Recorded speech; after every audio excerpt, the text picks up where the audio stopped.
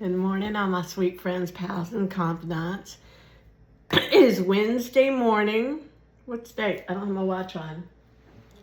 I don't know what the date is. It is January 21st, Wednesday, 2026. So, I'm late this morning. It's 10:35. I usually do my videos about 6:30, but I got up this morning, took the dog out, fixed myself a cup of coffee. Actually, the coffee's still in the coffee pot. I never drank it. I went back, I laid down. I never went back to sleep. I just laid there and listened to some of my preachers on YouTube, actually quite a few of them. So finally I decided I better get up. I got things I need to do. We've got discipleship group tonight. I got to bake something. It's too late really for breakfast, so I kind of fixed an early lunch. And I'm drinking this instead of my coffee. Do you like these? These are so good and zero sugar. I don't really need to watch my sugar anymore, but it's always a good idea to watch your sugar, even if you're not overweight or diabetic. It's a good thing to watch your sugar. So, listen to some Brenda Gant, a couple of Brenda Gant's videos this morning. I love her. Don't you just love her? If you don't follow Brenda Gant, you need to follow Brenda Gant. She teaches you to cook. She gives you some life lessons. Kind of like what I do. She doesn't do a Bible study, but she talks about the Lord and how He has blessed her in her life.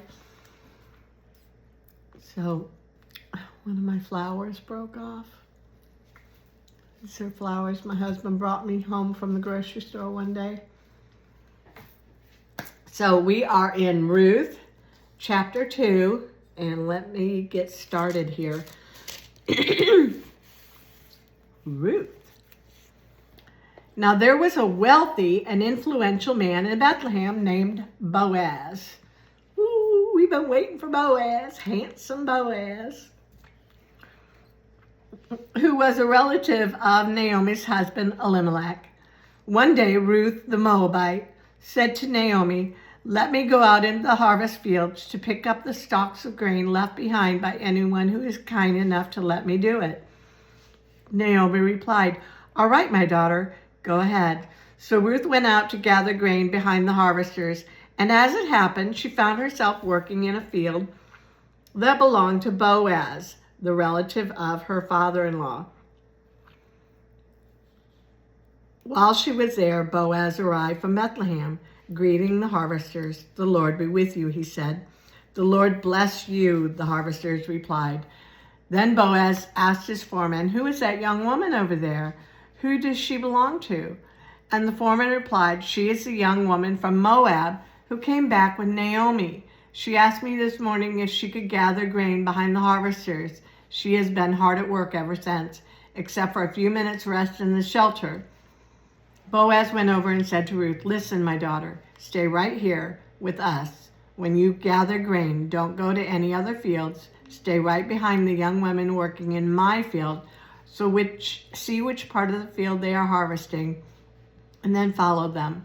I have warned the young men not to treat you roughly, and when you are thirsty, help yourself to the water they have drawn from the well." What? I think I'm falling in love with him. I'm just kidding. I'm kidding, CO. You are my Boaz, my Isaac. Okay. Ruth fell at his feet and thanked him warmly. "What have I done to deserve such kindness?" she asked. "I am only a foreigner." "Yes, I know," Boaz replied, "but I also know about everything you have done for your mother-in-law since the death of your husband. I have heard how you left your father and mother and your own land to live here among complete strangers. May the Lord, the God of Israel, under whose wings you have come to take refuge, reward you fully for what you have done." "I hope I continue to please you, sir," she replied. "You have comforted me by speaking so kindly to me, even though I am not one of your workers." At mealtime, Boaz called to her, Come over here. Help yourself to some food. You can dip your bread in the sour wine. So she sat with his harvesters, and Boaz gave her some roasted grain to eat. She ate all that she wanted and still had some left over. When Ruth went back to work again, Boaz ordered his young men, let her gather grain right among the sheaves without stopping her, and pull out some heads of barley from the bundles and drop them on purpose for her. Let her pick them up, and don't give her a hard time. So Ruth gathered barley there all day, and when she beat out the grain that evening, it filled an entire basket. She carried it back into town and showed it to her mother-in-law, Ruth. Also gave her the roasted grain that was left over from her meal. Where did you gather all this grain today? Naomi asked. Where did you work? May the Lord bless the one who helped you. So Ruth told her mother-in-law about the man in whose field she had worked. She said, the man I worked with today, his name is Boaz. May the Lord bless him, Naomi told her daughter-in-law. He is showing kindness to you as well as to your dead husband. That man is one of our closest relatives, one of our family redeemers. Then Ruth said, what's more, Boaz even told me to come back and stay with his harvesters until the entire harvest is complete. Good, Naomi exclaimed. Do as he said, my daughter. Stay with his young women right through the whole harvest. You might be harassed in any other field, but you'll be safe with him. So Ruth worked alongside the women in Boaz's field and gathered grain with them until the end of the barley harvest. Then she continued working with them through the wheat harvest in the early summer, and all the while she lived with her mother-in-law.